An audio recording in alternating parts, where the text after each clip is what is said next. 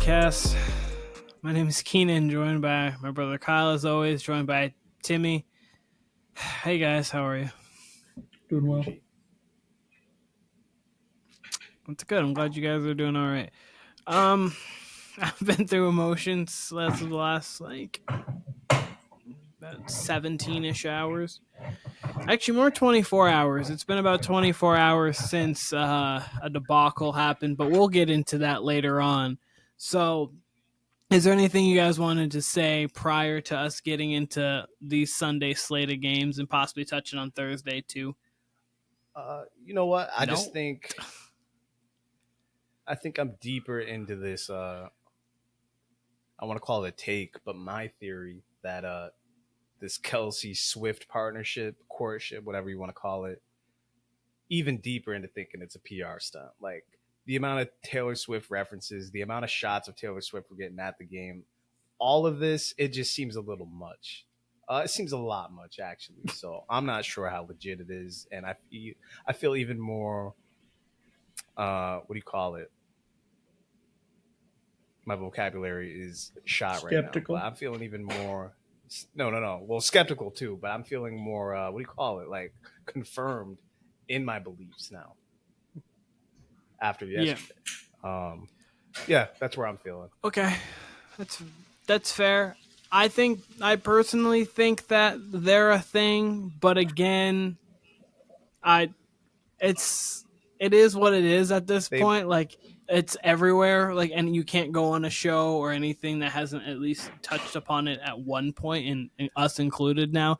So like, you can it's everywhere. I mean, you have again one of the best football players in the league with like one of the biggest megastars in the world coupling up. Yeah, And I mean, and it was in New York. Well, that's exactly. You couldn't. That's I mean, exactly East Rutherford, but that's yeah, exactly my point. Like this relationship starts up a week before the New York game, but then on top of that, I find out due to the commercials, she's got a documentary coming out like right around the corner, and I'm like, oh, it's very convenient that they're playing the Jets.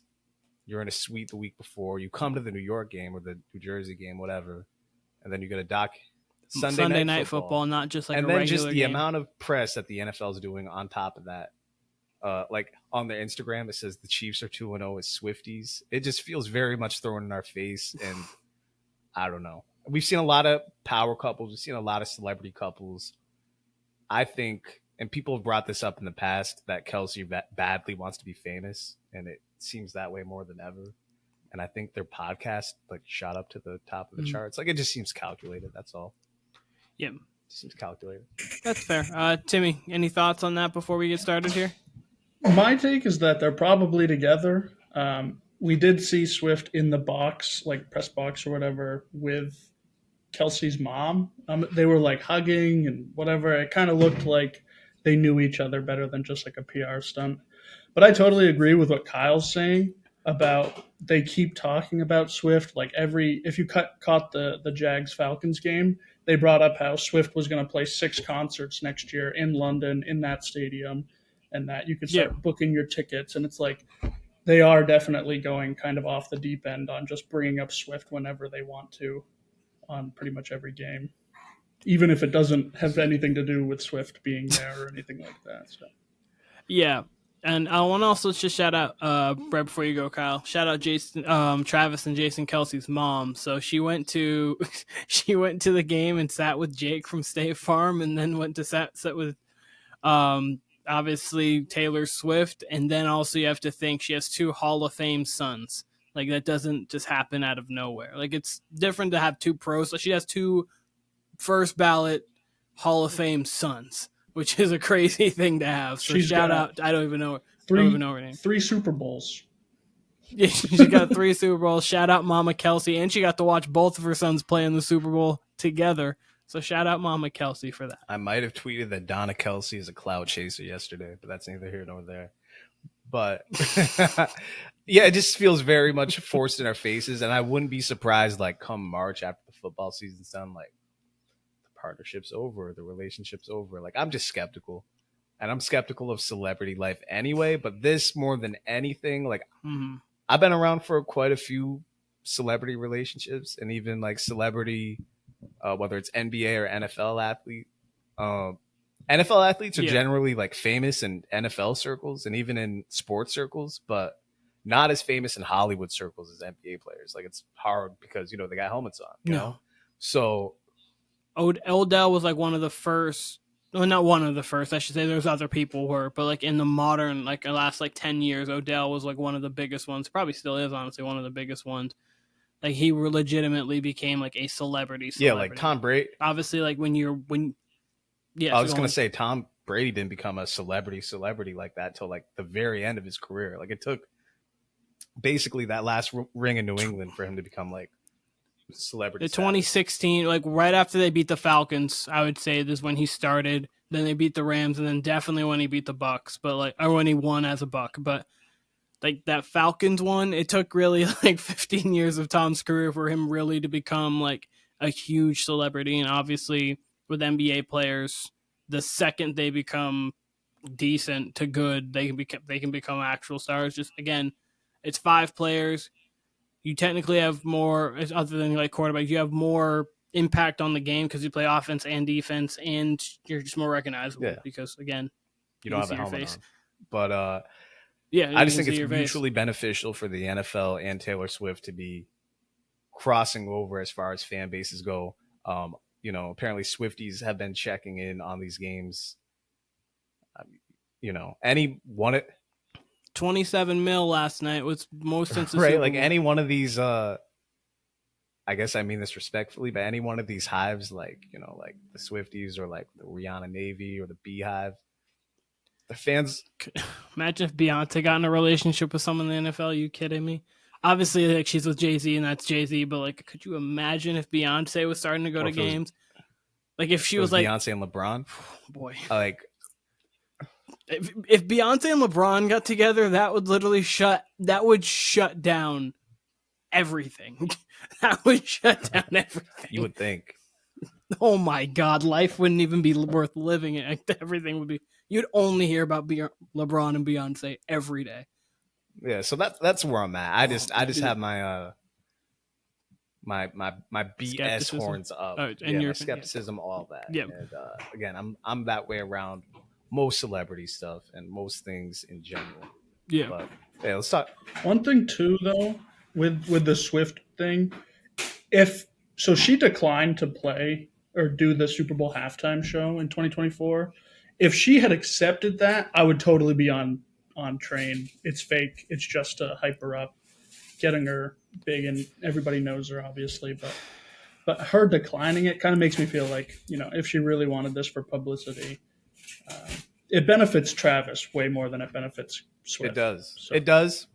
Yeah, of course it does. Also beneficial for her to be in the, I don't know, whatever demographic she's not getting. I guess that would be the NFL wives and girlfriends, maybe some of them. I don't know. Yeah, like blue collar. She's not getting in the NFL market. I mean, obviously there are clearly NFL fans that listen to Taylor Swift. Of course, there's so many NFL fans in the world. Can't tell me 27 million watched the game last night. 20 of them were already fans of the NFL. You can't tell me out of those 20 million, zero Taylor Swift fans. But again, it's network. I mean, you're putting your content and your brand somewhere else, and you're going to gain. Not that she just grossed $1 billion on doors, so it's not like she even needs it. But she's gaining more fans. She's gaining more. Listen, kudos to her for wanting to keep working.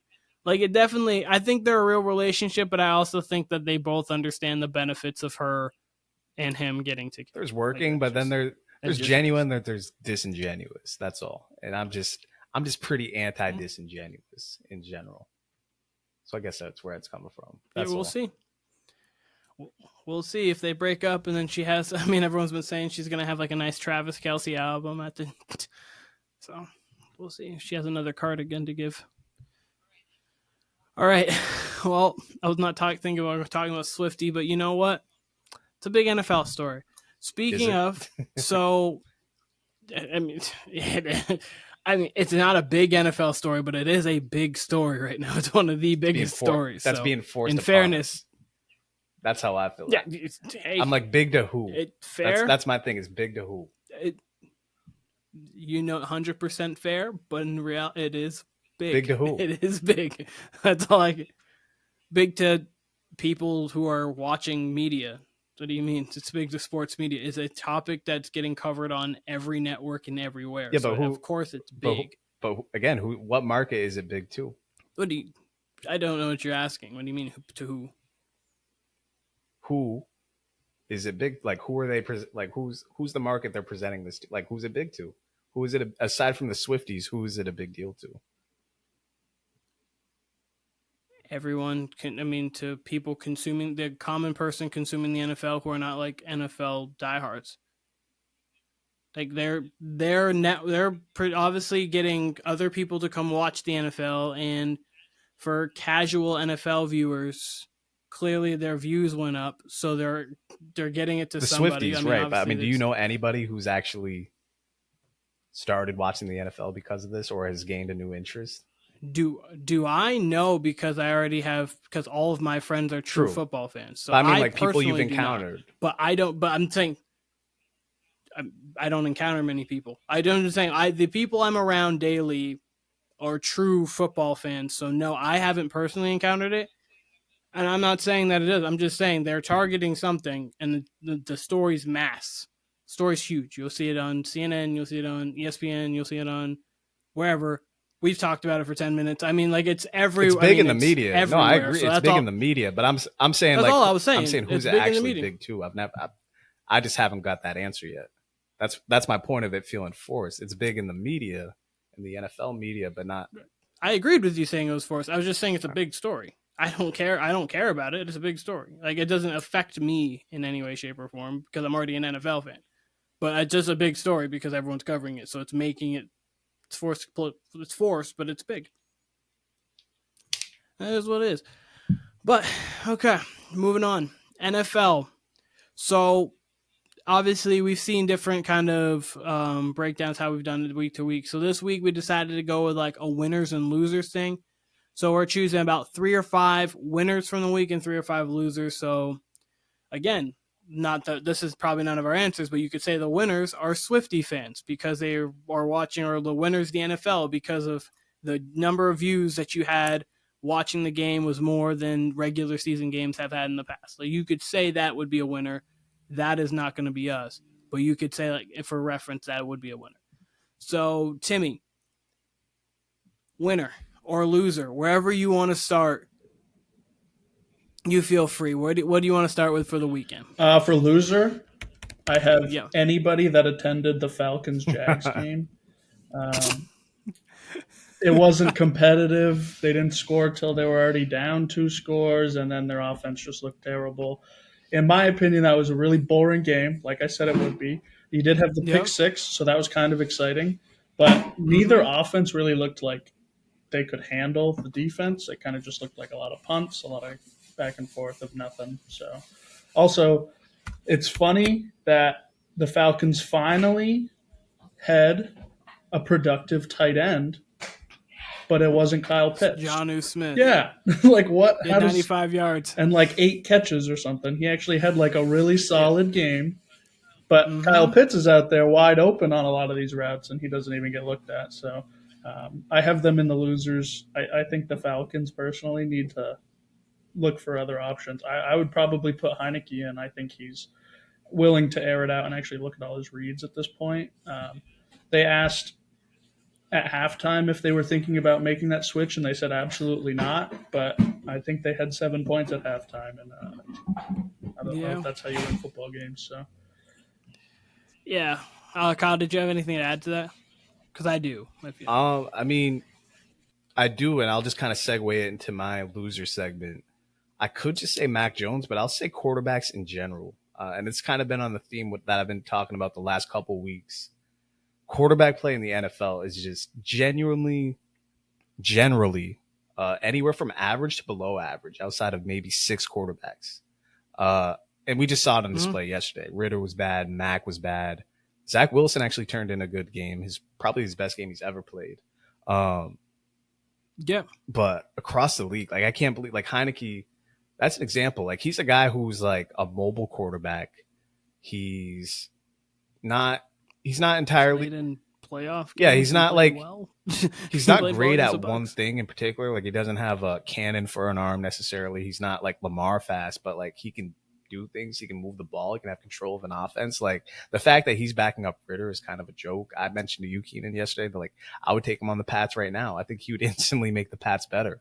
I think Mac is the definition of average. I don't think he's. I think on some days he can be above average. I think on a day like yesterday he can be far below average. Like he was terrible. That was his worst game of his career. And Kenny Pickett on the Steelers too. Like I just think there's so many quarterbacks who are just like whatever. They're backup level to average starter level, Andy Dalton level, if you will, and even Andy Dalton even reached higher heights than some of these quarterbacks. So Yeah. it's just weird, especially because, like I said, if you compare it to 10 years ago, it's damn near night and day as far as like talent and ability goes. And yeah, it was on full display. But again, it's still early. We're just now starting to get out of that little preseason phase. Like people are starting to get their legs under them. So I'm very interested to see how it looks as we're hitting into the middle of the season. But right now, I just think quarterback play across the board. If your name's not Mahomes, if your name's not Herbert, if your name's not fuck else, Josh Allen, yeah, Josh Allen, Tua. If you're not those four guys, and Burrow, I'll give him a pass because he's clearly hurt right now. But if you're not those guys, you are somewhere in the middle. And depending on the week, I left Lamar out. If you're not any of those guys, you're just somewhere in the middle, and you're gonna oscillate anywhere between 8 and 28 on a given day. Yep. So I'll piggyback off of Timmy's because the Falcons are actually one of my losers. The Falcons are one of my losers because they have the short-term answer at quarterback on their bench. Taylor Heineke has won games. Taylor Heineke can make throws. Taylor Heineke can also make plays with his legs, so you don't even lose the aspect of running that you get with Ritter. I mean, he's not maybe as fast as Ritter, but he's got 95% of the mobility. So there's nothing that you lose, but you gain an arm, you gain accuracy. And with that, like this offense, take out quarterback. The offense is playoff caliber. Bijan is special. Pitts has talent. London is very good. Mac Hollins is a solid receiver. Jonnu Smith, clearly, as we just saw him, decent tight end as well. Plus, they have a really good offensive line. The offense is there. The defense has pieces on it. The defense has played pretty solid all year long. Even when they lost 2 weeks ago, they lost 20-6. It's only 20. So, like, the defense has played good all season long. This is a team that could easily make the playoffs this year, but Desmond Ritter might keep them away from that specifically, and they have the answer right on their bench. So at least what I would believe would be at least the better option. I don't want to say like definitively the answer as if he's going to just make them, but they have a better option on their bench, and they're just deciding because Ritter's younger not to use it. I don't know. I don't like this team doesn't benefit really. I mean, I guess they like are a terrible pick, but they're too good of a team, I think, to get like a top 5 or 6 pick. So they would end up getting just another like a good player. So I don't think they're not a team that really benefits heavily from getting a higher pick because I don't think they're going to get a pick within the top 5. So that's why I agree with Timmy. I think they have the answer on their bench, but that's why I would consider them losers. And then Kyle, you said quarterbacks. Do you want me to go off with another one, or did you want to actually like name one, Kyle? At all? Yeah, that was my loser. Or was that one of them, and then I can go. Okay, so I'll go on with one, and I'll go with a winner. And this is gonna sound probably backwards to you guys, but I think the Bears are a winner. They're gonna get the 2 picks. Reason being is they easily could get pick 1 and 2. The Panthers are looking bad. The Panthers look like they could be the number 1 pick, but the Bears have that. The Bears look like they could have 1 or 2, which they clearly have. Fields ended the game bad. First half was perfect. You literally couldn't play a better first half of quarterbacking. In the third quarter, he played very well. If they can continue to have Fields look like he has promise, but be bad, but like the team still loses, they're in a perfect position because that means they might be able. Not that I don't. Some people might feel like Fields can at least, if they get him, put him in the right situation, that he can still be something. If you can get one out of the 31 other teams to feel that, you get to trade him and get some sort of compensation. Not that you're getting like a first or like 2 for whatever, but you get some sort of compensation back. Plus, then you can go get Caleb Williams, Marvin Harrison Jr., and then call it a day. Offseason, you get your pieces offense, like your line, and then get defense, and then you guys should be. If Caleb Williams is what we think he is, and Marvin Harrison Jr. wants to be his father, then we should be. They look fine because he's special. Marvin Harrison. As long as he's Marvin Harrison Sr. on the field and not off the field. That's a good little Wikipedia. Yeah. That's a good little Wikipedia Fair enough, but section for y'all to read. Is Marvin Harrison Sr. off the field issues? Surprising stuff. But on the field, he looks like he's trying to rival his father. So, and that is a Hall of Fame. He is special. So, the Bears would be one of my winners of the weekend, personally. I don't know if anyone wants to go win or loser next, but I thought we were going loser, then triple winner. But the Bears were actually one of my winners for the Bears were actually one of my winners for the same reason. I actually had losers, Bears fans, because I mean they suffered enough throughout the last 30 years. But winner would definitely be the Bears because again they're at least gonna get 2 top 5 picks, and it certainly like they're gonna have their own number 1 pick, and then it's whatever happens with the Panthers, who again don't look anything great. They're competitive here and there, but they're definitely going to get a top 5 pick. The Panthers are lacking a lot of talent. So, I mean, that's going to be, if they do in fact end up with Caleb Williams and Marvin Harrison Jr., you're instantly going to have a foundation. Then you just need to build your line. And then after that, you're like, great, build your line, build your defense. And they'll get a new coach because if they are the first pick, then Eberflus will probably be gone. I mean, he probably should be anyways, but they'll get a new coach, so they'll have a new system. You'll be able to get it could look decent in about 10 months. It could look really nice for the Bears, possibly. Like, they could have a true future. But we'll see. The Bears GM was really playing, like, 5D chess last year. They were always asking, do you guys believe in Fields? Do you think he can be the guy? And he's like, yeah, we believe in him, but maybe he meant we believe in him to lose every game and get us the first overall pick next year so we can get Caleb Williams while we take this haul from the Panthers so they can get their guy. But yeah, totally agree. They're winners just because if they get 2 top 5 picks, they cannot screw that up. They will get one of the guys they need. There's going to be a quarterback there, and they could get rid of Fields if they wanted to. They could probably just get Harrison or any sort of defensive lineman or offensive lineman. They cannot screw this up. So I agree. You would think, and if we've seen worse, but like they theoretically they can't mess this up. They have bona fide like can't miss prospects at 1 and 2 that they might be able to get just at 1 and 2 without even any thought. Or at 2, if they maybe can trade back to like 4 or 5, depending on who is there, they could get a haul plus getting your guy and then still getting your guy. So like we'll see, obviously. If they have 1 and 2, their offseason just got very interesting. All right, who's next? I think it rolls back to me. I want to say another loser later, but I'll give a winner now. My winner is CJ Stroud. He looks like he should have been the number 1 pick. I think the Panthers are winning games this year if they have CJ Stroud.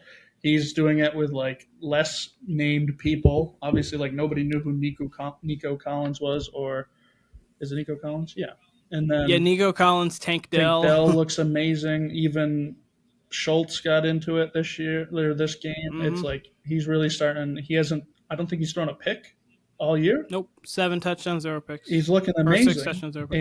And they didn't have to take him at 1. They didn't have to give that haul to get him. So I think the Texans are a winner. I think CJ Stroud just looks too good to not say that he's a winner. So Yeah, he was actually in one of mine too. Kyle, did you want to go before I go on with him? Yeah, no, Stroud looks the part. He absolutely looks the part.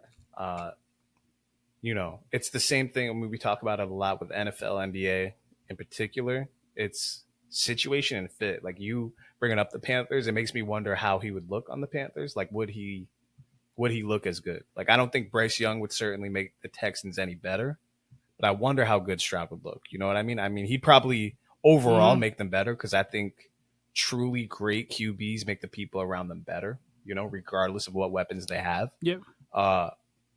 So I think he would make the Panthers a bit better, but the fact that the Texans at least had some foundational pieces there as far as running back, as far as offensive line, wide receiver, certainly helps. But he looks the part. He absolutely, I mean, he's throwing with touch, with anticipation. He's got poise. He looks the part. I mean, they look like a 7-win team, which I think we all had them around. Like we all had them kind of like competitive, but under 500. I had them second in the division.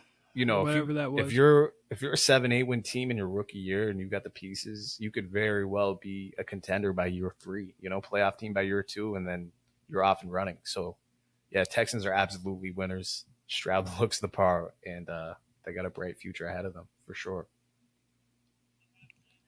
They have that.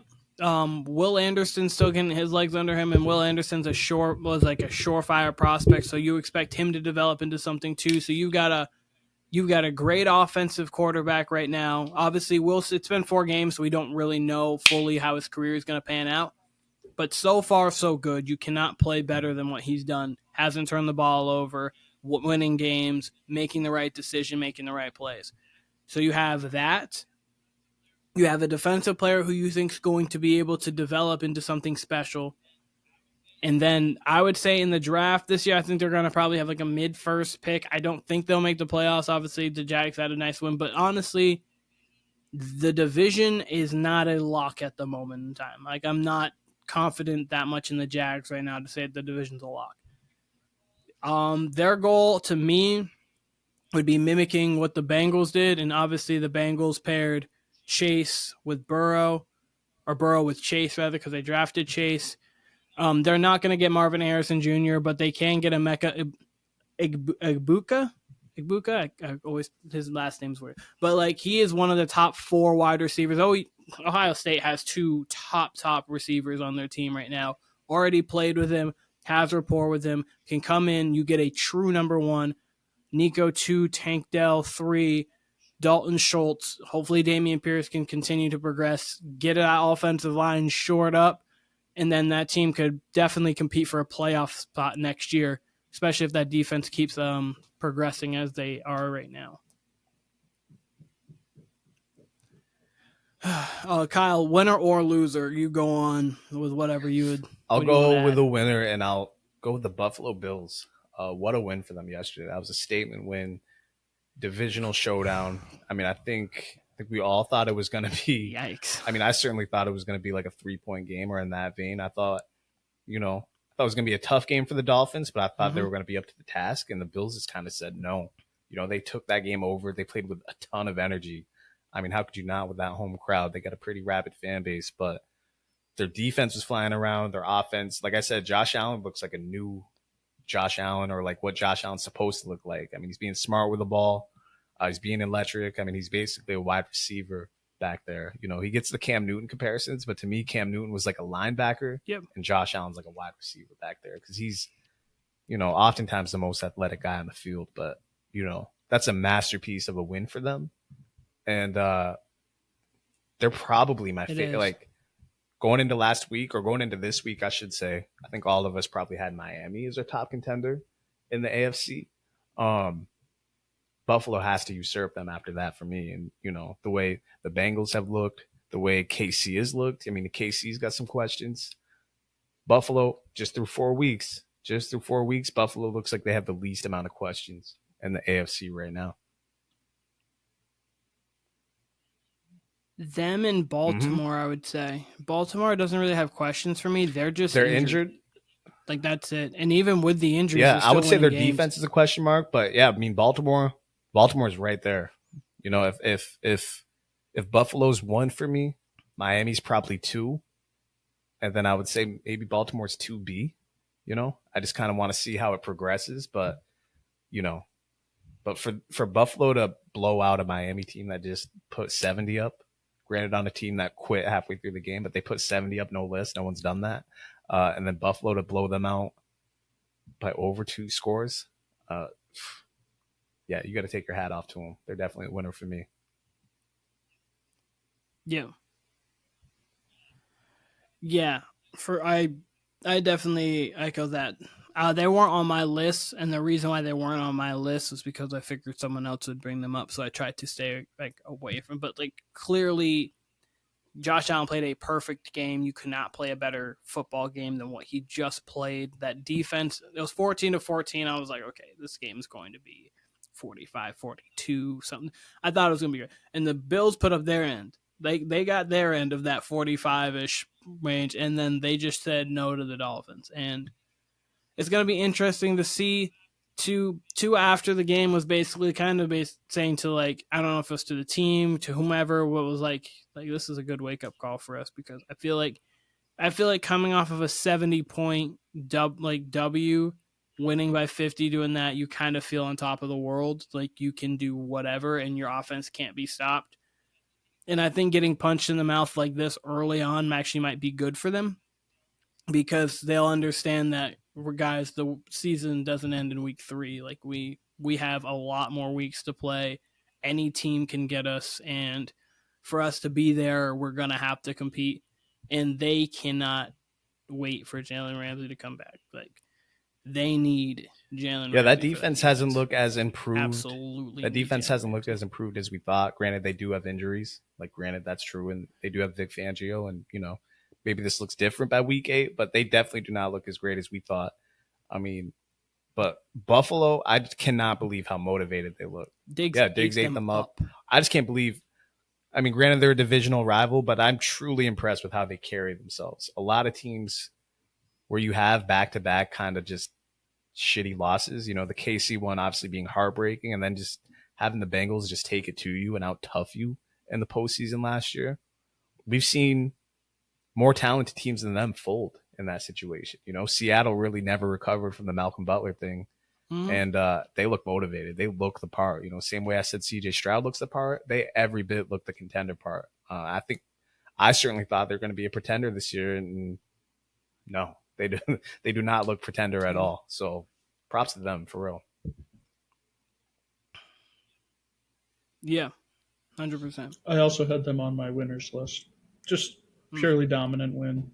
Can't get much better. Shout out to Mike McDaniels for going for 2 for no reason at all on that 3rd touchdown. There was no point in doing that. It would not have put them anywhere closer or any for I don't know what he was thinking. I guess I was like, the announcer said it, and I was like, wait a minute, let me go through it. And I was going through it in my head, and I'm like, yeah, I have no idea that it in no scenario, if they kicked another field goal after that or a touchdown, if they went for 2 on every touchdown after that, I don't know what he was thinking there. It just didn't. I guess it was if the Bills kick 1 field goal, they go up 16, and then you're down 2 scores instead of 3 scores. That was the thought behind it. And then if you miss it, you're still down 3 scores regardless, but then you would just need a touchdown. So that was, I think, the thought process behind it.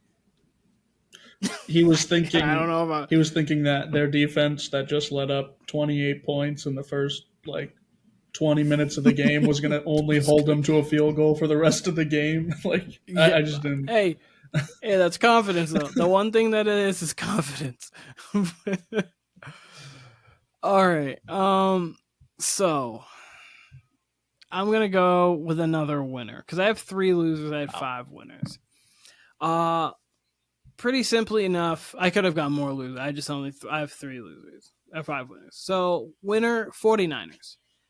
And not just because they won, because it was against the Cardinals, but they're a winner because they found the perfect quarterback for Kyle Shanahan in Brock Purdy. He just does everything that he's asked, and he does it well. He doesn't do too much. It is, okay, this is the read, throw it here. Okay, this is the read, check it down. I'll throw it away here. I just won't put the ball in harm's way. whatever. And Shanahan's such a brilliant mind, obviously, that whatever he's scheming up, Brock Purdy's just doing whatever he says at an elite level. Is he an elite quarterback right now? No, he's a system quarterback right now. I think one day he could keep progressing, and maybe we can see him in that top 10 upper echelon kind of thing. But right now, all he's doing is, hey, he's telling me to do this. It's working. I'm going to just keep doing it. That's one. And two, when they got Christian McCaffrey, I thought to myself, man, the rich just keep getting richer with talent. No, Christian McCaffrey's like the offense. Obviously, could they function without him if they had to go with Elijah Mitchell? Sure. They have Debo, they have Brandon Ayuk, they have George Kittle, so their team is loaded. But Christian McCaffrey, my opinion, is the best non-quarterback weapon in the league. With the way he runs, with the way he can catch, because you could line him up at slot receiver for an entire year and he would get probably 1,000 and maybe 95 catches. 100 catches. He's got over 100 catches in a season. Like, Christian McCaffrey is just such a lethal player. I remember in the draft I wanted the Patriots to get him, but unfortunately he wasn't going to get down to that far when that draft. But he's lethal, and the 49ers team just looks special right now. There's nothing you can really say about them. To me, they look like the best team in the league right now. Yeah, I completely agree. Niners definitely look like the most complete and best team out there. Like I said, I think week one or week two, I said they look like they're in midseason form. It's a quarterback-friendly offense. Right after week one, after they beat the Steelers. Yeah, it's a quarterback-friendly offense. So that was when you said I was saying. So, Purdy's going to look good, but like as we've kind of alluded to in past conversations, like the difference between Purdy and other quarterbacks they've had in the system is it's kind of ballsy. He'll push the ball down the field, which Jimmy G won't really do, So he gives them more opportunities in that vein. He's got enough zip on the ball, and he carries himself well. He's not just a body out there. So, still time will tell if he's above average or not, but I think he's trending that way. It's still kind of mind-boggling, like what happened with the whole Trey Lance situation, how much they gave up for him, and then literally the last guy in the draft is truly what you wanted. I mean, you mentioned like the offense is completely quarterback friendly and designed for quarterbacks to just make a read and then make a decision. And Lance couldn't really grasp that. And then here's the last guy in the draft who just falls in your lap. And after a Jimmy G injury, after 2 injuries, and then here you are still contending and maybe even better off where you were at the same day a year ago. The only thing it feels like is Brady. I mean, it's obviously not the exact same because Brady won the Super Bowl in the first year. They got to the conference champion, but he got hurt. We don't know what happens if they play the game out. I think the Eagles probably would have won just because of how dominant they were, but I did pick the 49ers, so we never know. But that's the closest thing to it. You have this super late round pick come in for a guy who is injured, come in and just win games. Do exactly what you're told. Just don't make the mistake. It's very reminiscent of Brady. It's very reminiscent of Brady in the fact that Purdy and Brady both came in and just like carried themselves like the number one QB. They didn't carry themselves like a backup and like that they wanted Bledsoe to get the job back. Like they carried them like they were meant for the job. So needless to say, I am ecstatic for the Sunday Night Football game that's coming up this week, Niners, Cowboys. I cannot wait. I can't remember the last time I've been this excited for a regular season game. Cannot wait. And I'll save thoughts honestly, for that on Thursday. The last I can think, Chiefs, Bengals. And then probably the first Chiefs, Patriots. With the last two, like last year's Chiefs, Bengals, and then Chiefs, Patriots were the 2 games that I can think to myself where I was like that excited for regular. This game's going to be electric. It's just going to tell us so. And Timmy, you're good whenever. I don't know if you have more to add. Oh, sorry. I was just going to say. Oh, sorry. No, I was going to say, and I mean, I could have saved this for Thursday. I just think it's going to tell us so much about both teams. Really more so, if anybody, Purdy on the Niners. We know everything about the Niners. And then the Cowboys in general, because, yeah, they blew out the Pats yesterday, but that offense didn't really look great. I mean, it was 38-3, but the offense was kind of just seemed like it was going through the motions, and the Pats defense was kind of always out there. I think if Mac at all put any pressure on the Cowboys yesterday and made that a game, we would have actually seen what the offense was. But And then to add to the McCaffrey fact, Makes- yeah, he's very much in the Marshall Faulk, LaDainian Tomlinson vein of just being able to receive as well as he can run the ball. And is oftentimes, as I said with Josh Allen, was he's the best athlete on the field. McCaffrey looks like the best athlete on the field much of the time. That hurdle, there was no business for him to score on that play. There was no business. And then he's like, I'm just going to leap over this guy and go score. Just, I'm gone. Sorry, Timmy. Go on. I was also going to just add on that he does look very Brady-esque just because, like, exactly what you guys said. Late pick, does exactly what he's told to do.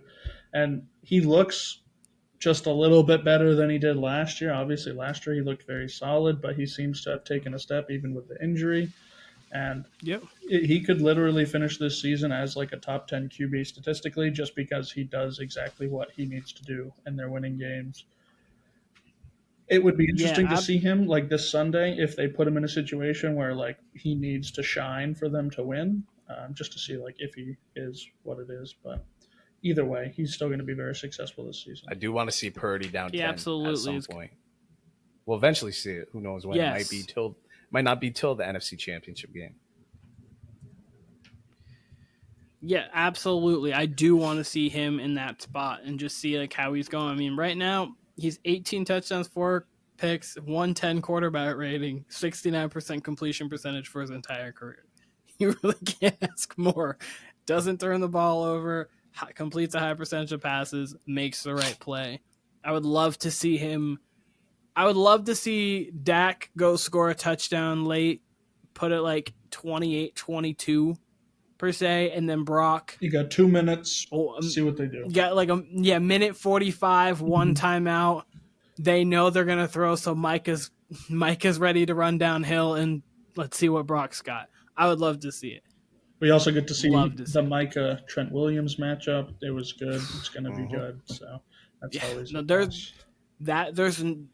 there's nothing. If the last game on Sunday night got 27 million, there's no reason why this shouldn't get 30. It probably won't because you don't have the Swifties there, but literally it should get 30 because it's just so much of a better game. Yeah, I agree. So much of totally agree. All right. Do you want this to be my last one? Do you want to do another round after?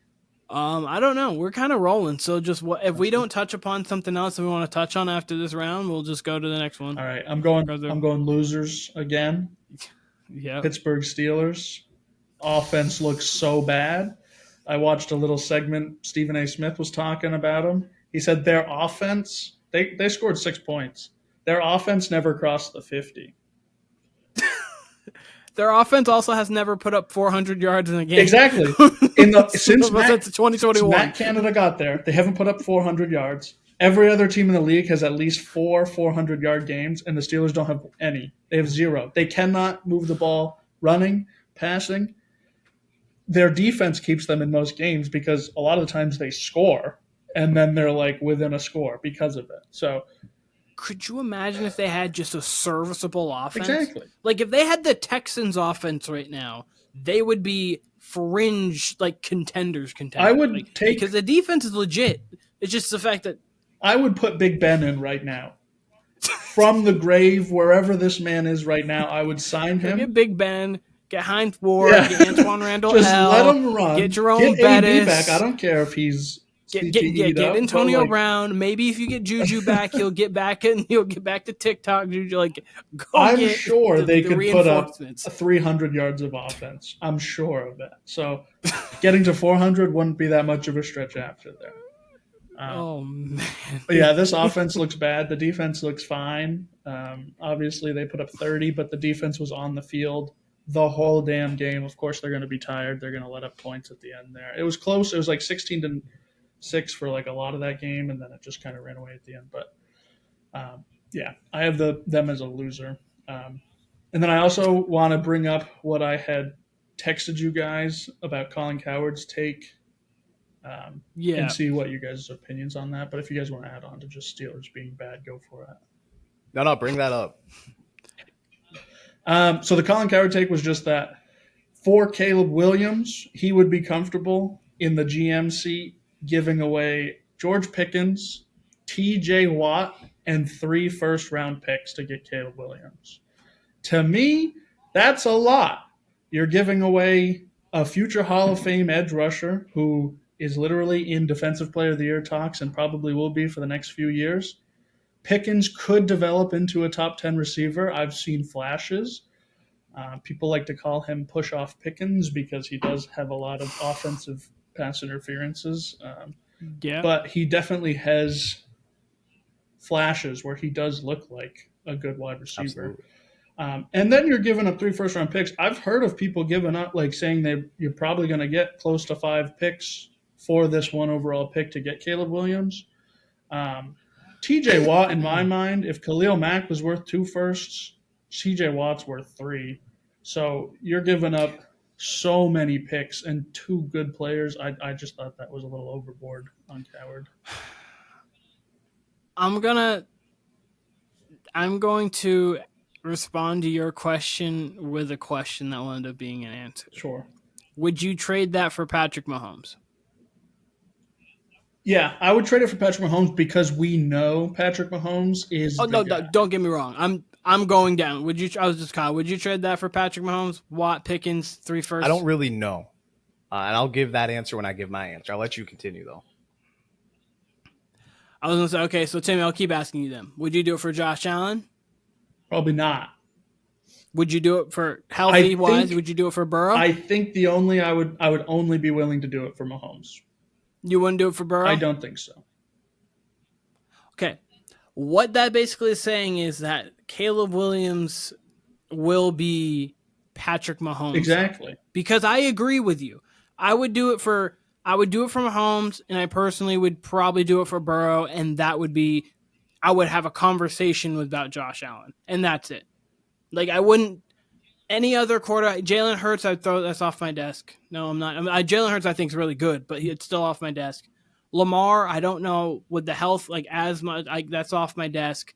Anybody after that, that's off the desk. Like, I'm sorry, Trevor Lawrence. I'm sorry, everyone. That's just off my desk. I'm not even looking at it. Mahomes, I'm accepting it. Burrow, it may take me a couple days, but I probably would accept it. And then Josh Allen, it depends on my mood for the day. So I think Caleb Williams is going to be special. I don't know if I can say right now he's definitively going to be Patrick Mahomes-esque level, even though his talent, his skill set, that would be who you remind you of. So I would say no, I can't do that. But Kyle, so where I stand on this is I see where Colin Coward's coming from, right? I see what he means. Like, as soon as he's saying if you get your franchise quarterback, build from there. Thing is, in the Steelers case, their team's so well-rounded and their quarterback sucks. If you got someone intermediate who's accurate, Brock Purdy, let's say Brock Purdy. You throw Brock Purdy in there, they're instantly a better team, I believe, right? So they're one of those teams, and as we're seeing with a lot of these teams, a lot of these teams have great foundational pieces, whether it's the entire defense, whether it's the offensive line, whether it's the positional players, but the quarterback is weaker, truly weaker than I've ever seen it. So yeah, Mahomes has got 2 out of the last 3 rings, and Stafford got the one in between, and he's an elite quarterback. But it's more than proven in 2 out of the last 4. 2 of the last 4, sure, yeah. Brady got one in between. So but going 4 elite quarterbacks there who got the last 4, right? I think it's trending back towards the 90s and 2000s where you can win without an elite quarterback. So, you better be sure that number 1 pick, Caleb Williams, is every bit of that, because you just never know in this league. You absolutely never know. Mahomes has 2. Rodgers and Manning have 3 combined, right? And literally the only one, like we can say. And they've only been to 4 combined. And they've been to 5 combined, sorry. Because you just never know. Marino only went to 1. Elway didn't get back till late in his career. It is such a crapshoot. We talked about it. Trevor Lawrence, sure, he looks the part, but we don't know yet. Andrew Luck retired out of the blue. Burrow's been pretty injured. So personally, like, if I'm a GM, I probably wouldn't give it for Burrow, given his injury history. He's injured right now. And Mahomes plays a style of play. A style of play where he could get injured. I think Mahomes is all-time great, but I'm not. If you gave me over under 8 years, Mahomes playing at an elite level, it's not guaranteed that he's going to play 8 years. And by the way, in 2010, it was never guaranteed that Brady would play 8 years at an elite level. So the only quarterback when you guys were talking that I could think of that was maybe worth it was maybe Rodgers after that first Super Bowl. But there was no telling he was going to be healthy either. So it's just such a crapshoot. I don't think any player, in short, this is my answer. I don't think any player is truly worth that haul, especially when it's two players like Pickens and Watt, who is on a Hall of Fame pace. So it would just be hard for me. Mahomes, I would consider it, but you just never fucking know in this league at all. You never know. And here's the thing about it is, when you're talking about building a great roster, the first thing is quarterback. The second thing that people say is an edge rusher, because that's the thing that changes the game. And you have arguably the best one in the league. Like, that's not just, if that was Joey Bosa, then I could do it and he's great, don't get me wrong. But if that's Joey Bosa, I could manage to say, okay, yeah, I could do that for other people, because you can find another Joey Bosa. Not that Joey Bosa is just an easy, like, oh, pluck him here. But there are Joey Bosas who come in and out of the league. TJ Watt, they obviously are always going to be in the league, someone of that caliber, but they are super hard to find and they are super, super rare. Like, whoever was to get that it was the Steelers. Was he saying it for? I guess it'd be, if it were the Steelers, if you would give that up to the Bears. Just the number one Bears right now. Whoever, just the number one. So think about the Bears. I mean, if I'm the Bears, I probably do it. Yeah, I'll do that. I don't, honestly, because you think you get. Because if you're the Bears, you get 3 first-round picks. You already have a top 2 pick. So that means you might not get Caleb Williams, but you could get Drake. You could get, obviously, depending on what you want to do, how you feel about Bo Nix, Shedeur Sanders, and depending on, like, obviously, they're more going to be lower 10. But you get a franchise-changing rusher. You get 3 first-round picks to already go along with that. Plus, you get a number 1 style wide receiver. That could actually wouldn't be a terrible trade from. I'm not going to lie. That wouldn't be terrible. As a Patriots fan, I'm doing it. Oh, 100%. Like Keenan, or like Kyle said. Actually, wait a second. I don't know. That means if I got the number 1 pick, we got Caleb. Actually, I know I wouldn't do it. Never mind. I lied. I would take TJ. I wouldn't do it. Because I just realized something. Watt, Pickens, and all those number listen, Bill Belichick could work wonders with TJ. And see, I get it. I get it, but here's the thing. Bill Belichick's going to field the top 10. Well, I can't wait to talk about Mac Jones, but Bill Belichick's going to field the top 10 defense every year regardless. If you're trying to tell me we can get Caleb Williams, I don't even think we need it. If we can get Caleb Williams with getting a receiver with whatever defense Bill Belichick's going to field, I think we'll be fine. So I don't think I would do it for if just I was a question. And we had to one. Just a question. You said you've heard people say edge rusher is the number 2 thing to go to. That's interesting because I've actually, that's the first time I've heard that. I've heard, and I think, yeah. Really? I've heard left tackle. I've heard offensive line and quarterback, which I feel like a lot of people neglect when it comes to the quarterback. I feel like people don't build their line enough. And I feel like the Eagles and the Cowboys in particular, the Colts, I feel like and even the Lions, I feel like they ruined Andrew Luck. Yeah. He was without a spleen because of it. They literally did. But I feel like the Cowboys and the Eagles, they got enough. prioritize building their line, and I think it's worked wonders for them. I mean, Cowboys, we talk about the Cowboys every week. How wouldn't matter who you put in there, they might just find a way to lose. The Eagles in particular, I mean, Hurts has all day to throw. Every time he drops back, it seems like it. A big part of why they win is because of their offensive and defensive line. I agree. So quarterback and then like a battle of the trenches. So I agree. You'd be left tackle. But the reason why left tackle is so important, obviously, because Lawrence Taylor and what happened at edge. So like it's the both, like if you want to say like at that tackle is number 2 and like left tackle is number 2, and like if you're just going singular position and then end, I get it. But like, because I completely understand you want to protect or the right tackle, depending if you have a left-handed quarterback, you want to protect the quarterback's blind side. But the reason why you want to protect the blind side is because you have someone like Micah Parsons, T.J. Watt, Myles Garrett, Aaron Donald when he splits out wide, someone like that coming after you, and those people ruin lives. And those people ruin lives. And speaking of, I mean, also just want to quickly shout out Khalil Mack, 6 sacks. He was ruining He life. sure was. Man. Oh, man. Had that rookie seeing ghosts.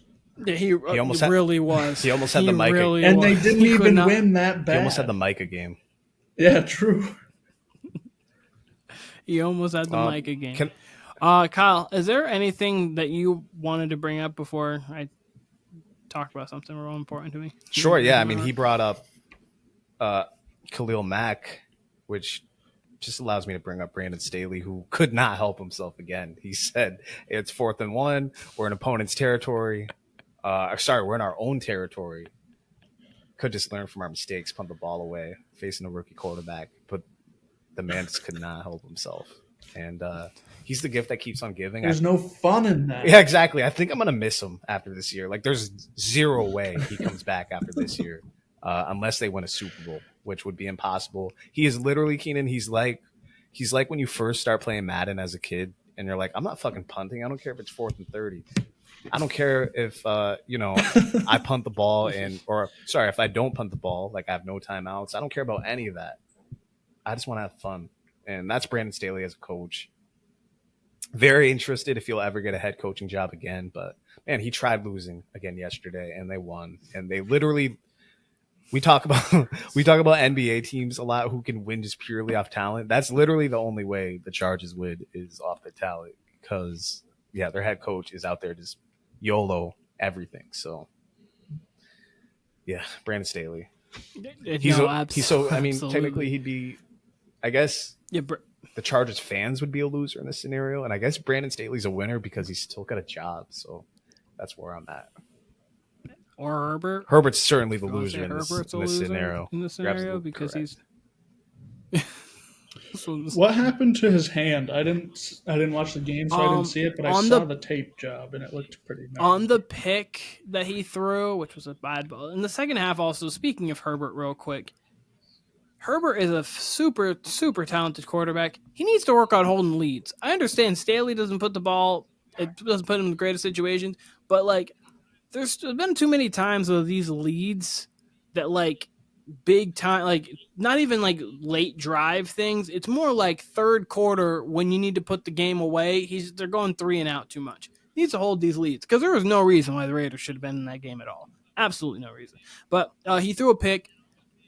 And then on the pick, he tried to half-heartedly go to try to make a tackle and got bumped around by 2 linemen. I think one of them stepped on his hand or like he landed on his hand awkwardly and then he had fractured one of his hands. So then they had to tape it up after. But on the pick, between hitting linemen, falling on the ground, I want to say he got stepped on. He fractured his finger. Alrighty. Keenan's favorite part of the episode. Favorite part of the episode also. Before I talk, no, it's just gonna go. So, I watched the Patriots game last night, boys and girls. Everyone viewing and listening, shout out to you guys. And this Patriots game didn't particularly go well. We saw Mac Jones, as Kyle called, the average quarterback. I went into the season here thinking to myself, I was like, you know what, Mac, we might have a franchise quarterback. We don't. Like, again, I don't think we just don't have one. Like, and it's okay because when we go through the league, as Kyle said, quarterback position has been weak. There's only like 8 to 10 true franchise guys in the league right now. And we just don't have one. It's fine. We're along with 67% of the league. We just don't have one. We need a new quarterback. And I get it. The reason why we need a new quarterback, in my opinion, we're not going to win a Super Bowl with the guy. And I'm like, we're just not going to win a Super Bowl. I don't think we're going to get to an AFC Championship game with the guy. And if we're not going to do those two things, then why do we have him? There's just the decision making that he's had has gone worse. And honestly, I have to blame Bill Belichick for this. Why? Because I think you just took a whole entire year of his development and just said, we're not going to work on it. We're just going to stop it. we're actually gonna reverse him a little bit because these weren't issues year one. He was just coming in right after Saban came in, made plays, made decisions. Great. Then year two comes along. Hey, obviously they got to the playoffs. They got demolished in that playoff game. Didn't look great at year all. one was obviously, the year they got to the playoffs. They had the game where he barely threw anything in. Wait, we'll say that again, sorry? I was saying year one's the year they got to the playoffs. Year one was year what? Was the year they made the playoffs. Yeah, no, that's what I was saying. Year one, they got to the playoffs. They got demolished. And then year two, they come in and they field Matt. I can't even coordinate a defense, Patricia, and Joe Judge Judy.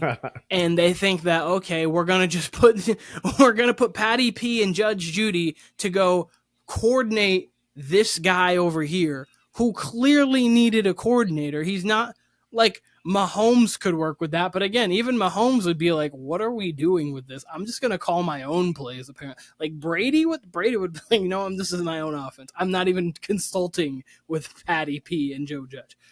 We just ruined his development. And honestly, if he doesn't become a quarterback that actually starts after like a couple years from now, it might just be Bill Belichick's fault for just stunting and reversing the development. But right now, we don't have a franchise quarterback. It's okay. This defense is good, but Christian Gonzalez and Matthew Judon are probably out long term, which are two of your three now best defensive players. Christian Gonzalez already might be one of the three best defensive players on our roster. Him, Kyle Duggar, Matthew Judon. We obviously have others, but he has been special to start off the season. They got a steal there. But now it's not looking great. The defense is going to play well because Bill Belichick will scheme them to play well. I just don't know what games we're going to be in offensively, because offensively I do not trust our team at all. Which again, we're not going to get the number one pick, unfortunately, because the Bears are just so bad, and so are the Panthers. So Caleb Williams is off the board, and I didn't think we were going to get it anyways. But that would be the hope now. But we just don't have a guy. Kyle, you may disagree. That's fine, but we just don't have a guy. Tim, you want to respond before I? From an outsider's point of view? I completely agree. Mac Jones is not the solution. They need to move on. They need to find a guy. If I'm a Patriots fan, I'm actually not in a bad spot right now because, like I said, I think they're going to lose quite a few games. I think they will get a quarterback this year. He won't be named Caleb Williams, but I think that he will be a competent quarterback. I would love Shedeur Sanders if he comes out. I really doubt he comes especially with out. Brady mentoring him. It just everything would point to being perfect. I just think there's quite a few guys in this draft that are going to be potential franchise quarterbacks. So Drake May, Bo Nix. Penix looks good. Like a lot of them look like they can throw. So I think if they get a top 10 pick, I think they'll be fine. I think they'll get their guy. Unless Bill really wants to throw it away, I could see him trading back. He does like to trade. But I would be mad if he traded back, obviously. I think they got to go get a quarterback. If he trades back. If go. Look, I've always been just directly in the middle about Mac Jones. He actually kind of reminds me of Eli Manning, where he can just throw some dimes and then he'll throw some of the dumbest shit you've ever seen, i.e. that pass he threw across the field yesterday to a pick six, Look, this is kind of the view I have right now. It's week 4. They're 1-3. They faced 3 Super Bowl contenders in those in the first 4 weeks. They barely eked out the win against the Jets. It hasn't looked good on offense, but there's also 14 full weeks left. That was absolutely the worst game of Mac Jones' career by far, unless I can think of another one. But off the top, that was his worst game. Here's my thing with the Pats. Mac Jones, whatever. I really, truly, whatever. You could tell me any outcome of the rest of the season, I'd almost believe it. We got the Saints, and then I want to say the Raiders the following week before we go to Buffalo. Yep. And I think we'll win those games, and then we'll be 3-3, and we'll be sucked in, and then they'll lose to the Bills. And then any team that's basically not the Bills, the Dolphins, the Chiefs, teams like that, we're going to lose to those teams. Or we're going to beat every team that's not them, and we'll lose to the elite. And I think that's what it's going to be. They're just going to be the definition of an average football team. They'll get to 8 or 9 wins again. And then it'll be the same conversation next year. Are we going to retain Mac? Are we going to get a new quarterback? I don't know. Yesterday was the first day I can say Mac looked like he gave up, especially after that pick 6. He just started throwing bullshit all around. I'm very much disappointed in the use of Ramondre Stevenson. I think Ramondre is like special when he has the ball in his hands. He can truly make guys miss. And I feel like they call a single backfield, empty backfield, just him in the back, and we'll just run him up the middle. No innovation at all with him. No trying to get him the ball outside the numbers. No toss sweeps. No screens for him. Like, they just seem to be misutilizing, Ramondre right now. And that's my bigger concern over Mac Jones, because I think everybody would say Ramondre is the best player on the offense. And they're just not using him well. And the more you can just put him in just simple situations to get him the ball in his hands, the more that's going to help Mac. Like, Mac's still a young quarterback. It's not like he's 27 and, he just hasn't been able to get it done. Like, no, we stunted his growth in the second year. No, I don't think he's anything special. No, I don't think he's anything great. But I do think he's got the ability, especially in the no huddle, to put the ball in players' hands. Like, he's shown flashes. He's shown promises. No, he's probably not a franchise guy. But as I said, you literally never know what's going to happen in the NFL. If you went every year and took a snapshot of what every team's record was after week 4, and then fast forward to week 17, week 18, it's going to look drastically different pretty much in every division. Every division's going to be off the track of whatever it was after week 4. So I'm kind of whatever. I'm resigned to this. I'm also one of those Pats fans who's like, look, they gave me 18 of the best years of my life with Brady. Like, whatever. Like, I'm just, whatever happens after, we probably deserve it, and it'll probably happen. I just want to see Belichick get the wins record. This sounds sad as a football fan, but it's true. I just want to see Belichick get the wins record, and then he can retire, whatever. But it just, to me, I'm disappointed in Belichick because it seems like he's not coaching with fire. Like, it seems like he'll get upset at the refs every once in a while, but I would like to see him be harder on this team.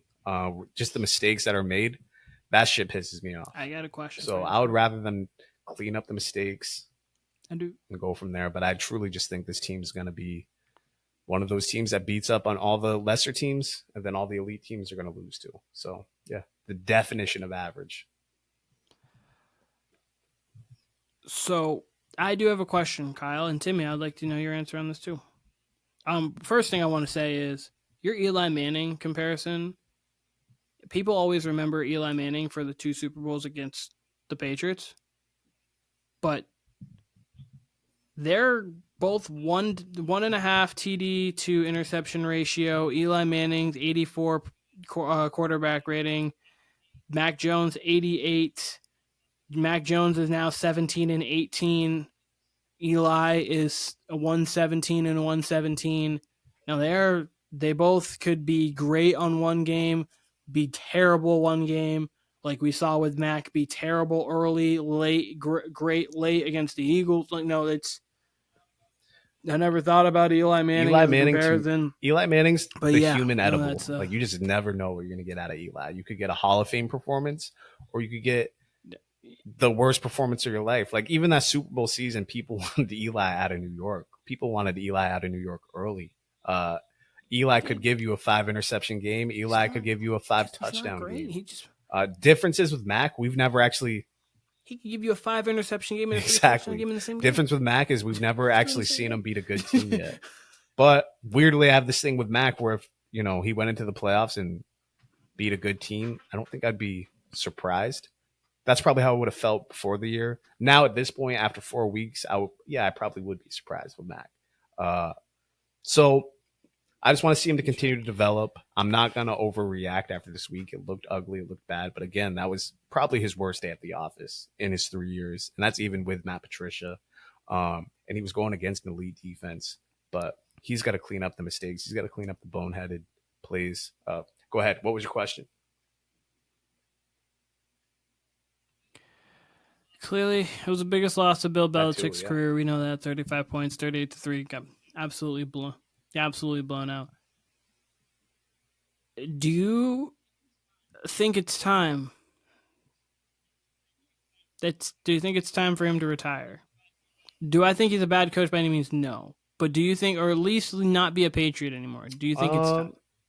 Certainly that would be up to Bob Kraft. I'm in no position to say that.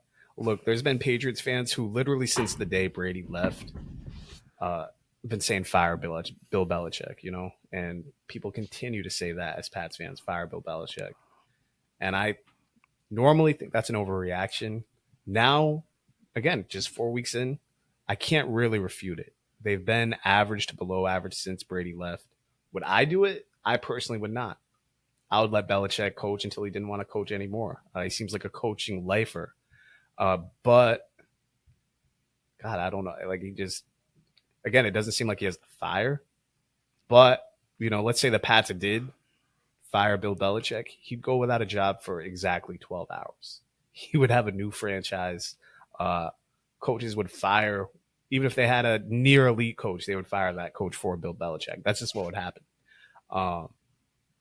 So, no, I want to see him retire as a Patriot. I would rather him not get fired. I think we should keep him on, but I do think he needs to tighten some stuff up because, man, it's been since Brady left, it's been penalties and turnovers, which used to be like it just didn't happen under Brady. And you can't really attribute all that to Tom Brady because he's the QB. You know what I mean?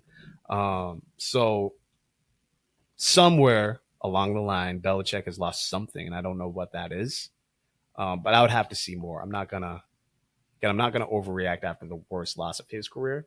Hopefully this can propel them. And we'll see. We'll see exactly what this team is made of in the going weeks. 5, 6, 7, 8. We'll see exactly what this team's made of. But right now, I would say no. But I would also say to the people who have been screaming that for 3 years, fire Belichick, I can no longer argue that, right? They're valid in their feelings now for sure. But no, I don't. I think he's worthy of keeping his job for right now. All right. And Timmy, how about you? Is the question, should they fire him or should he retire? Should they fire him, or should he retire? I mean, that's kind of one and the same, but different. So you can answer both if you'd like. Should they fire him? Probably not. He just gave them 20 amazing years with Brady. They have more Super Bowls than any other team. I think what Kyle said, they could literally keep this man until he's 85, and even if they're losing games, so what? Should he retire? Yes, because he could go out a winner. He doesn't have the wins record, but we don't get to see potentially another 2 or 3 seasons of bad Patriots. At least he gets to just pass the reins on to somebody else and let them figure it out. I am interested to see if they're bad this year and they decide to get a quarterback, what that team would be like next year. But even when I look at this offense, I totally agree with Kyle. Ramondre is their best player. If Ramondre is their best player and they get a quarterback, they still need pieces. They still need a good wide receiver. They might want to, like, Hunter Henry's solid, but he's not like a stud. So, like, I don't know if a quarterback is the perfect solution to just winning games. But I'm intrigued to see what their season looks like next year with a better quarterback on their roster. But I think he should just go out on top. He's got all the Super Bowls. He's been successful. We don't need to see a 5-12 potential season for Belichick. Just pass it on. Let somebody else do that. Okay, so I think firing during the year would be crazy. Like, you don't fire him during the year, clearly. I think there needs to be a mutual parting ways. I do. And this is the first time I've thought it. Like, when people were talking, like, in the past, like, right after, like, the year after, we obviously had Cam, like, oh, my God, get rid of Bill, like, whatever. I understand Tom won that year, and it didn't look great for Bill because for the people who were like, oh, is it Bill, is it Brady, blah, blah, blah. Whatever, it's both of them. Brady doesn't become Brady without Bill, and then Bill doesn't win without Brady. Like, it's just, they're hand in hand. It's easy. Like, obviously, Bill allowed Brady to develop into what he was, and then Brady allowed Bill to worry about defense only and basically say, just forget offense. Like, we got it. Me and McDaniels have got the offense handled. We'll score points every week. Um, but I think there just comes a point when you do something for too long. I mean, Brady shouldn't have played quarterback forever. I understand coaching. I understand coaching is not playing quarterback, and that's why people can do it much longer. But at the same time, there are new coaches that come in, innovative coaches. The game changes, things are different, and Bill Belichick has not changed with the times greatly. He has Bill Belichick's biggest flaws are sometimes believing he's always the smartest person in the room, even if it's true. And I feel like sometimes he tries to go and only do it his way. And it works too when you had Brady, when you have the greatest at something going along with you. I think it worked. But I just think sometimes he doesn't allow himself to change out of his own personnel, and it kind of gets in his own way. Like, I don't want no Bill O'Brien's a fine hire, but I wish we would have gotten someone under a Sean McVay tree, under a Kyle Shanahan tree, someone who has an offensive mind, who is more innovative. As we've seen, the offense doesn't look innovative. It just, like, this is a 2010 offense, and we just can't run the same any longer. It just, the game is different. We need more motion. We need more actually creative run plays. We can't just line up in the I form or line up single back and just hand it off on a zone. Like, obviously you keep the same concepts, so you just have to dress them different. So I think when it comes to Bill, his general managing hasn't been great. Like, if I could just put him as only a defensive coordinator for our roster, that would be perfect. But, like, obviously that's not going to happen. It's Bill Belichick. He's clearly never going to just be a defensive coordinator. But I think after this season, I would part ways. Like, if they could just get a mutual meeting and just part ways, that would be where I would be. I'm laughing at the thought of Belichick being demoted to defensive coordinator. That would look insane. Like, no, that'd be so crazy. Like, I mean, it would be perfect. I would mentally, like, as crazy as that would look and as hard as that would be for your next head coach, because they'd still have the coach of the last 27 years or however long it's been, just breathing over your neck. Like, this is not how we do it here. Like, that's not like, that would just never work, obviously. But mentally, with how he calls defensive games, love it. I would absolutely love it. He has an innovative defensive mind, but offensively, he just, as of late, he just hasn't grown with the times. It's the same thing I think you could say, honestly, about Mike Tomlin. I mean, obviously they're not the offensive coordinator, but they have to have some coordination of they should be the head coach if they don't have any say over the offense at all. Steelers haven't been able to put up offense. Patriots have been better at it, obviously, but they just haven't been able to put up offense. And obviously, I think I've always thought the Patriots need a number one, but they do need more talent. But again, I wouldn't say that they're just all bad everywhere. Like, especially the Steelers aren't just bad. They have pieces.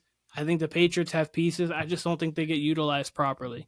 So I would say part ways if I am Robert Kraft and Bill Belichick. Yeah, I mean, my retort would be, again, it's week 4. If we see more of the same by week 10, maybe my tune would change. But, I mean, Bill O'Brien just came back in the fold. I mean, you said before, like, changing a coordinator is it's kind of a big deal. It takes adjustment. So, I mean, I'd say he's still feeling out Mac Jones the way Mac Jones is feeling out the offense. And I think I've seen some changes as far as passing play calling. Like I said, I don't like the running play calling at all for Ramondre. I think we need to be more innovative, specifically with Ramondre. And I think we've seen bright spots within the first 3 or 2 weeks, those first 2 games against the Eagles and the Dolphins. There was some stuff I did like out of Mac. I was actually impressed with him. So again, I'm trying not to overreact because it was a terrible game yesterday. But where Keenan is valid is all this has been more of the same really since Brady left. It's all been just average and could be's and this and that and shitty play calling.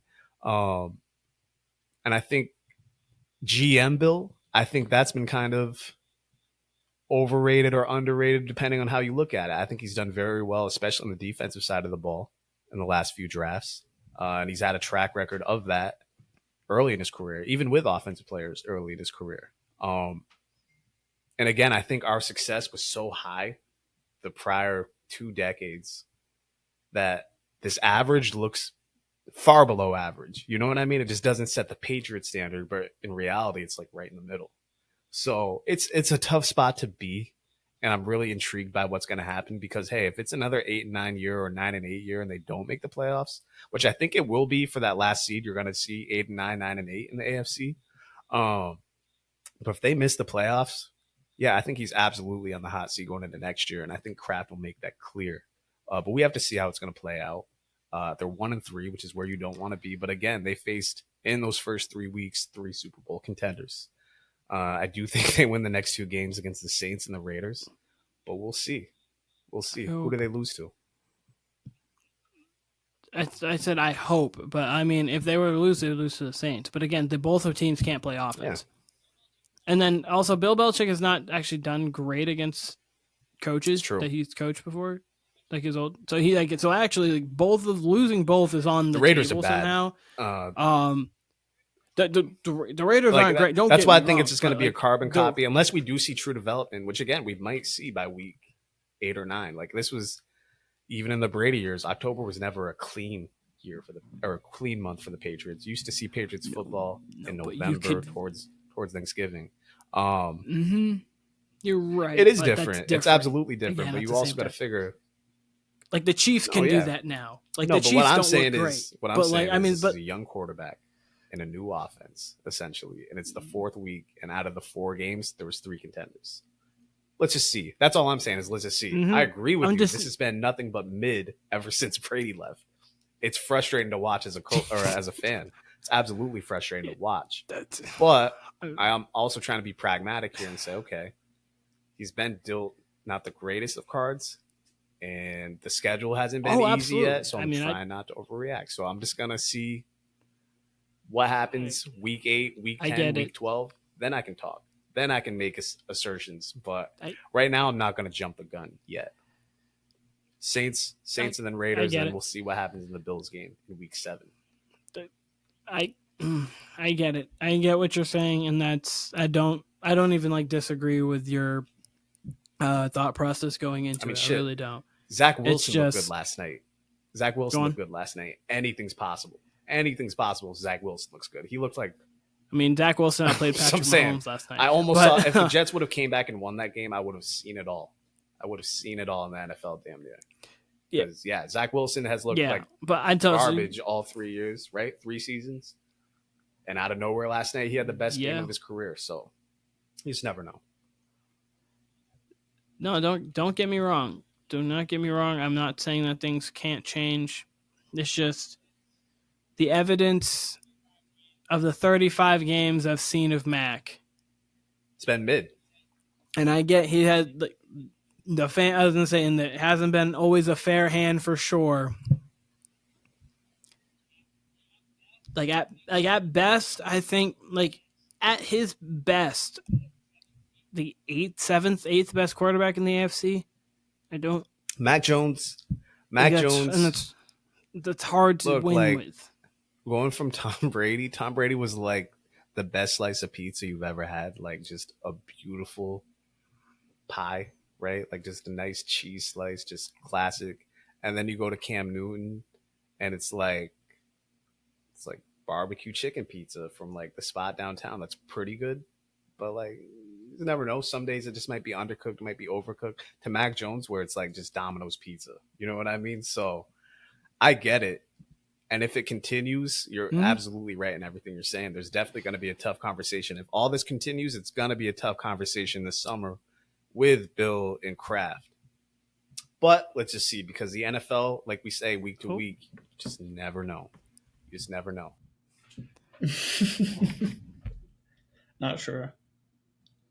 Kyle, if you're still talking and you can hear us, we can't hear you any longer. You've just been mute. He'll be back.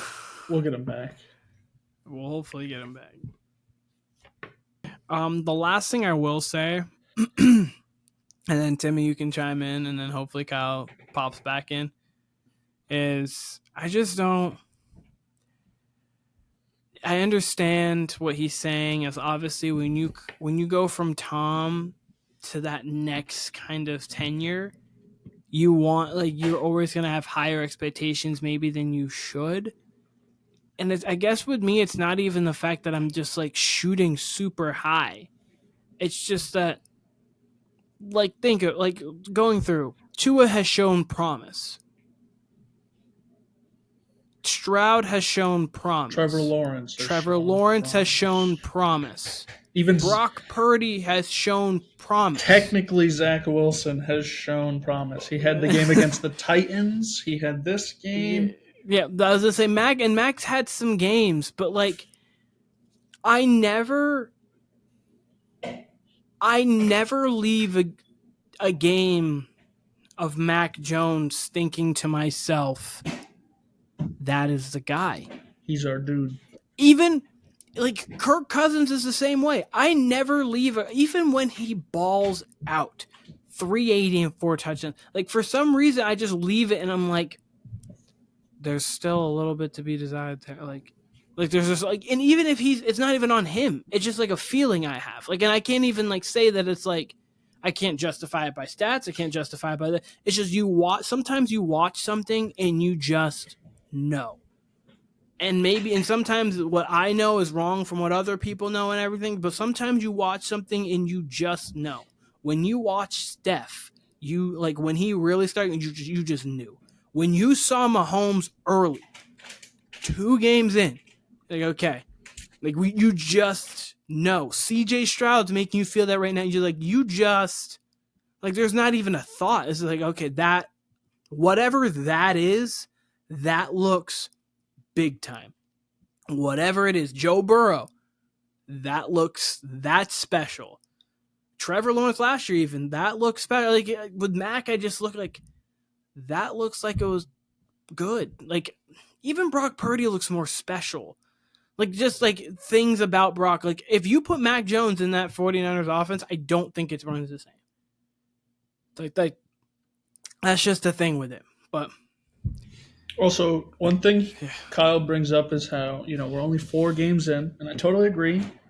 I mean, you always got to have that mindset, especially with like a lot of teams right now. We're only 4 games in. The Bengals could be a playoff team, and it wouldn't surprise me.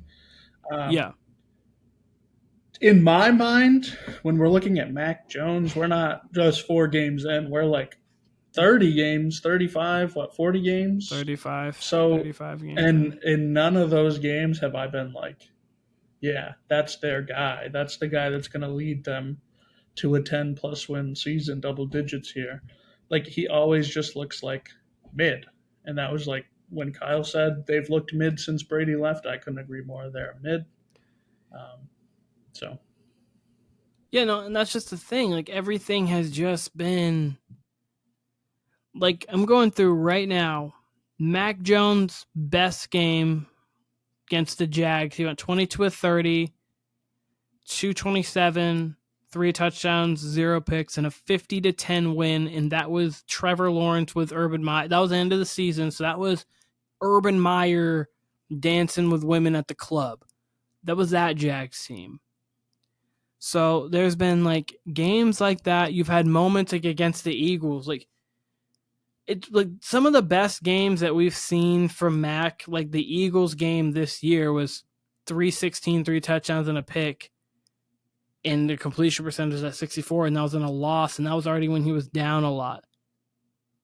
He's gone over 300 yards twice in his career. 3 times in his career. 4, sorry. I'm looking at this now. Like 4 or 5 times in his career, he's gone over 300. It's just... I would take CJ Stroud right now over Mac. Yeah. We've only seen 4 games. Give me CJ Stroud. 4 games. Give me CJ Stroud. He had a better collegiate career. Yeah. He's shown more promise. He's had as many 300-yard games as Mac Jones. Matt, wait, let me confirm that. I think he said 2. I don't know. 3, 4, 5. Wait, hold on. I think CJ Stroud's only had like 2. No, he's had 2. Sorry. He's had 2. He's had 2. So That's still he has impressive. had 2. 50% of his games. He's had 2, and Mac Jones has had 5. By the end of the season, C.J. Stroud might have more 300-yard passing games than Mac Jones does in his entire. He might have more passing touchdowns on the career at the end of this season than Mac Jones does. Maybe. Okay, let's not go. I know that's a stretch, but like, yeah, no, but C.J. Stroud, I would rather. That was. I'm sure he's gonna. You're telling me he can't go 41? I could see it. I don't think he's going 41. I think if he goes 41, he's MVP, not just rookie of the year. I think he's MVP if he does that. That'd be crazy. 41 as a rookie, like a true rookie, not like a Mahomes rookie, like a true rookie. He's the guy. No, that'd be. He can be the guy, but 41 touchdowns in the season's cool. What are they playing for? They're going to be behind every game. He's chucking it. They'll be fine. Yeah, no, hold on.